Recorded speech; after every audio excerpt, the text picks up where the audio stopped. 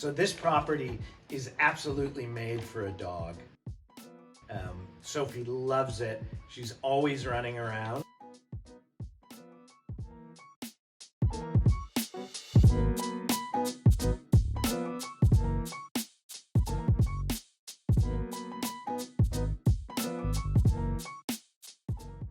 But when I can't find her, I always know to look, especially later in the day, on the deck on the west side of the house. She'll inevitably be stretched out at full length right in the sun. And if I can't find Sophie, that's usually where she is.